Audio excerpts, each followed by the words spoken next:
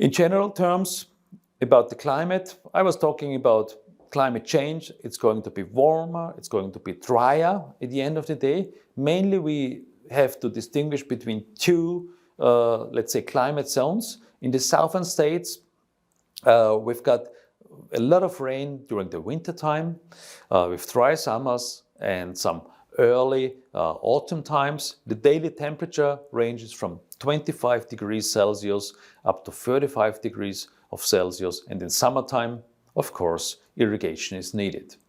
The northern states, going up to the Hunter Valley, for example, it's a more even rainfall pattern, but still the concentration is on autumn and winter time. We've got higher temperatures and higher humidity there. There's a kind of a fog going from the ocean always coming into the Hunter Valley, like you know from San Francisco, for example. It's kind of the same coming there, but not so cloudy. Yeah. In Hunter Valley especially, I talked about before, the high rain rate during harvest is always a kind of a challenge. In terms of viticulture, Australia, New World country, let's say everything is allowed, what's not forbidden. So this is the big difference between the European wine law. So in the European wine law, everything what is not stated is not allowed. In the New World wine law, the other way around. Everything what is not stated, you can do. So they try a lot of things. They are really mechanized, so mechanical harvesting, mechanical pruning, mechanical canopy management, all of this is taken as a given. Yeah? Then there is some development because of the challenging climate zones on trellis system and canopy management, because they say we're gonna get the same or even higher, better quality grapes, although we're gonna get higher yields. In Europe, the thinking is the lower the yield, the higher the quality. Australia, as well as New Zealand, by the way, is saying we can even go up with 30% of the yield and still deliver the same quality if or as long we do have the proper trellis system and the proper canopy management. Sustainable viticulture is a big issue. It's either integrated pest management, organic or biodynamic. Everything is done there.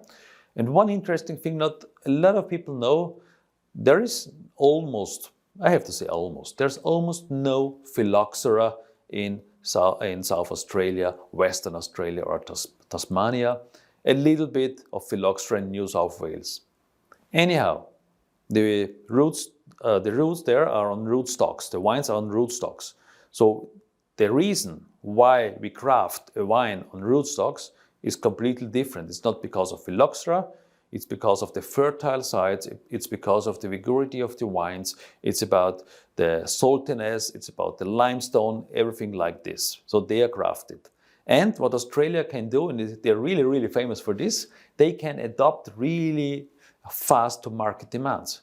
So if the demand, for example, like now, Sauvignon Blanc is growing worldwide, okay, why not do some top grafting in the field? So they get out in the field, cut the wines just above the grafting zone and craft a new wine, a Sauvignon Blanc. And after 1 or 2 years, they have the full yield already. So they're not losing 3-4 years as they would do a new vineyard completely from the scratch.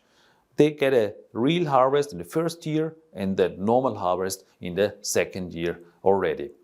Anyhow, Australia does have quite a huge amount of old wines. Old wines meaning more than 100 years. And who is interested in, just Google the Barossa Wine Charter.